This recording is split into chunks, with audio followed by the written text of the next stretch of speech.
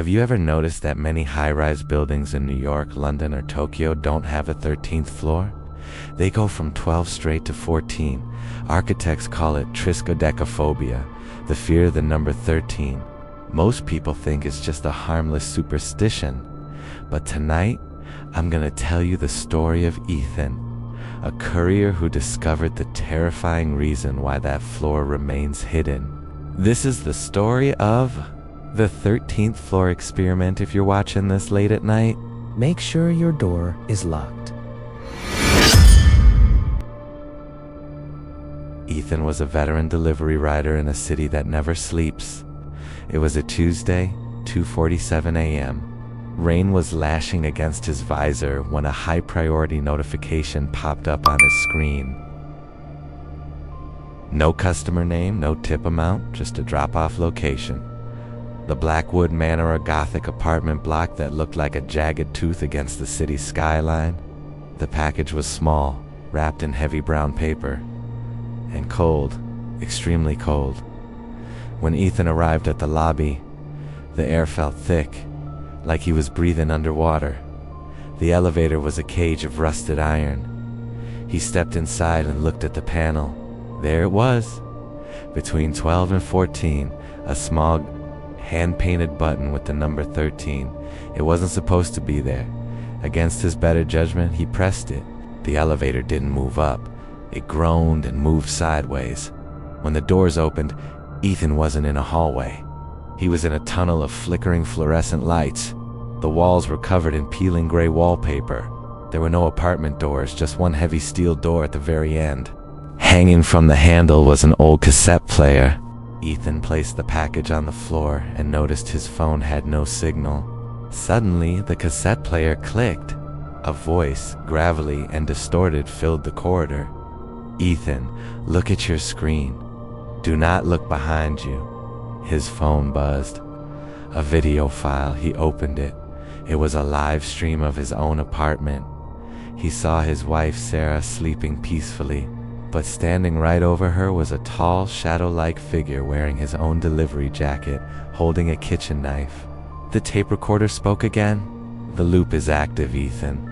You have 8 minutes to reach the ground floor. If you fail, the shadow completes the strike. If you turn around, the shadow strikes instantly. Run." Ethan bolted for the stairs. He hit the 12th floor, then the 11th. But when he reached the 10th floor landing, he stopped dead. The sign on the wall didn't say 10. It said 13. He ran faster.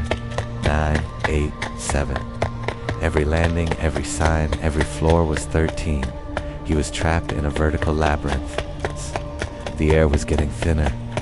He could hear footsteps above him, heavy, rhythmic, echoing his own. He reached a floor where a payphone was mounted on the wall. It rang. He answered. "Stop running," a voice whispered.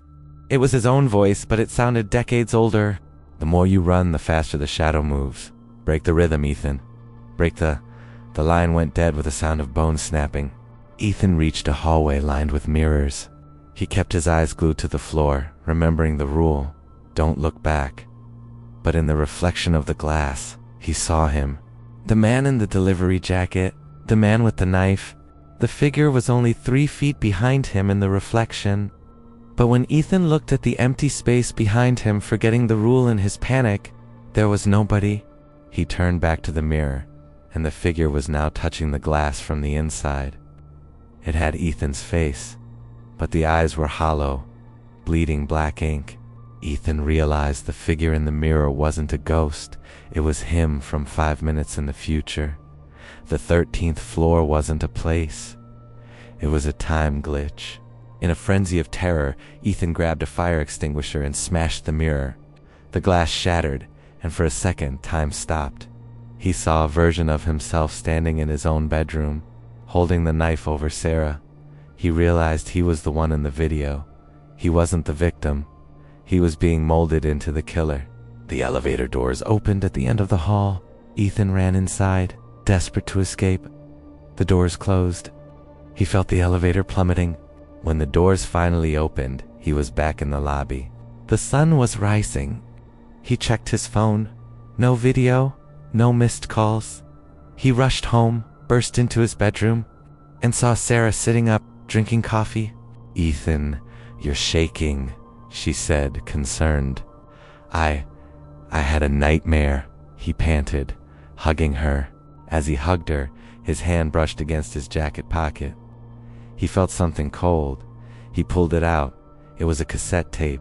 On it was written, "The experiment is successful. See you tomorrow." Ethan looked into the mirror on his wardrobe. His reflection didn't hug Sarah back. His reflection just stood there, staring at him, and slowly, it raised a finger to its lips.